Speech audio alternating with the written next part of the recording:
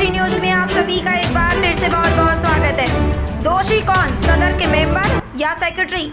गुईबांध जामा मस्जिद कतरास वर्ष 2008 से 2009 से सुन्नी वक्फ बोर्ड रांची में रुपए जमा नहीं।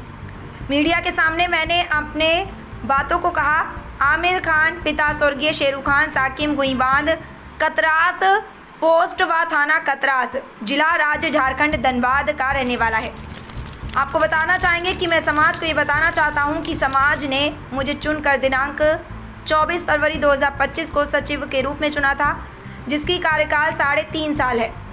मैं अब अच्छी तरह से मस्जिद का कार्य कर रहा था और सही ढंग से देखभाल कर रहा था कि मुझे कोई लोभ या लालच खुदा के घर से रुपए का नहीं है।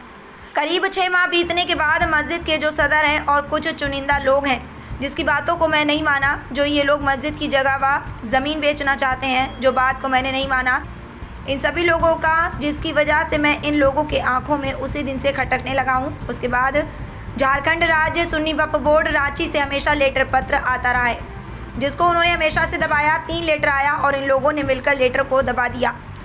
जब मैंने सदर साहब से कहा कि वक्फ का पैसा हमें जमा करना होगा, नहीं तो हम सब पर कानूनी कार्रवाई हो जाएगी, सदर ने साफ मना कर दिया और इससे मैं उनके नज़र में और खटकने लगा और ये लोग अंदर ही अंदर मीटिंग करके मेरे खिलाफ षड्यंत्र रचना शुरू कर दिए। इसको कैसे हटाया जाए, जिसके लिए ये लोग जुम्मा के दिन जुम्मा की नमाज अदा करने के बाद षड्यंत्र करके हिसाब करने के बहाने के लिए बैठे और बोले कि आज कोई रसीद नहीं कटेगा, आज हिसाब होगा, और मुझे धक्का मुक्की करने लगे और जान से मारने की धमकी भी दी गई। और मुझसे धक्का मुक्की करने के बाद ज़बरदस्ती सब मिल करके अलमीरा से 4.5 लाख रुपया गमन करने का, मुझको रुपए गायब करने का झूठा आरोप लगाया। फिर 6.5 लाख रुपए का इल्ज़ाम लगाया। सभी ने मिलकर के मुझे मुजरिम और चोर की तरह ज़बरदस्ती मुझसे कागज़ में लिख कर साइन करवाया और बोला कि तुमको ये देना होगा, और वह लोग मेरे घर में रुपए के लिए चढ़ाई कर दिया, जिससे पूरा परिवार सदस्य डरे हुए हैं और सदमे में हैं, जिससे कभी भी किसी को सुसाइड की घटना या जान भी जा सकती है। और अगर कोई अप्रिय घटना हुई, ये घटना घटती है, तो इसके लिए पूरी कमेटी जिम्मेदार होगी। मैं उच्च न्यायालय तक जाऊंगा और वहां का दरवाज़ा खटखटाऊंगा।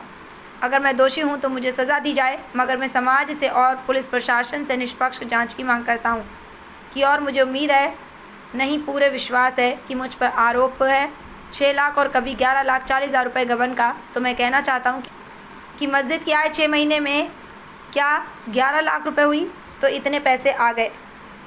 तो साल 2008 से फिर कितने पैसे आए मस्जिद में, इसकी मैं जांच की मांग करता हूं। और झारखंड की वक्फ सरकार की 2008 से 2009 से इन्होंने पैसे जमा क्यों नहीं किए, इसकी सही निष्पक्ष जांच होने पर पता चल जाएगा कि मैं चोर हूँ या वो लोग चोर हैं।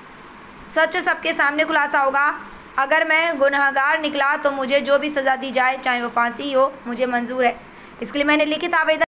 आप पे जो आरोप लग रहा है इसके बारे में, गमन का, इस पे बारे में आप समाज को क्या बताना चाहते हैं? मैं समाज को यही बताना चाहता हूँ कि मैं समाज ने मुझे चुनकर 24/2/25 को सेक्रेटरी के रूप में चुना, जो हमने कार्यकाल 3.5 साल का होता है। अभी हमारा कार्यकाल 6 महीना हुआ। मैं अच्छे कार्य कर रहा था, मस्जिद का पूरा कार्य कर रहा था और सही रूप से कर रहा था। मस्जिद के जो सदर हैं और कुछ लोग हैं जो उसका बात मैं नहीं माना कि भाई लोग जो मस्जिद का जो जगह ज़मीन बेचना चालू कर दिए बिना बोले, सेक्रेटरी के बिना बोले, और मैं बात इन लोग का नहीं माना।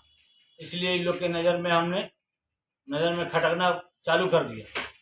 और उसके बाद वक्फ बोर्ड से बराबर लेटर आया, 3 लेटर आया। ये लोग तीनों दबा के 2 लेटर रख दिए हमको देने का। तो हमने सदर को बोला कि ऐसा है कि वक्फ बोर्ड का चिट्ठी आ रहा है, उसमें अंशदान के साथ 7% हम लोग को पैसा जमा करना है, नहीं तो हम लोग को सरकार का कानूनी कार्रवाई हो जाएगा, है नहीं। सदर ने बोला कि हम ये सब मत करो। उससे मैं और उसके नज़र में खटकने लगा। ये लोग अंदर मीटिंग किया और बोला इसको हटाओ। अंदर मीटिंग किया। जुमा के दिन में हिसाब पत्र करने के लिए जब बैठा तो ये लोग मुझे धक्का मुक्की, बोला नहीं रसीद नहीं कटा, धक्का मुक्की करने, पहले बोले हिसाब होगा, धक्का मुक्की करने लगा। और करने के बाद ये लोग पूरा हमको ज़बरदस्ती सब मिलकर बिना देखे बिना एक बार के बोले अलमीरा से ऐसे हो गया वैसे हो गया, चाबी है 4.5 लाख रुपया का एग्जाम दिया और हमसे 6.5 लाख रुपया एग्जाम लोग करके मुजरिम के चोर के तरह मुजरिम को क्या नाम है कागज में लिखा कर और बोला कि तुमको देना होगा। हम तो बोले भैया सब बैठ के एक समाज में हम लोग हिसाब किताब करिए क्या है लेन देन हो रहा भी पूरा तो बाकी है, पूरा हिसाब किताब। उसने बोला नहीं अभी करना पड़ेगा और ये लोग हमारे घर पर चले गए, 2-4 जन हम यहीं पर हैं, हमको जानकारी भी नहीं, हमारे घर वाले को घर परिवार को तो चला। अगर हमारा घर परिवार या अगर हम लोग किसी के साथ कोई घटना घटता है तो ये पूरा कमेटी जिम्मेदार होगी और मैं इस उच्च न्यायालय में जाऊँगा। मैं इस कमेटी का सच का अगर मैं दोषी हो तो उस पर मेरे कार्रवाई होगा और नहीं तो सच के पूरे कमेटी जिम्मेवार होगा और वहाँ के लोग ग्रामीण जिम्मेवार होगा अगर कोई घटना हमारे साथ घटती है या हमारे परिवार के साथ घटता है।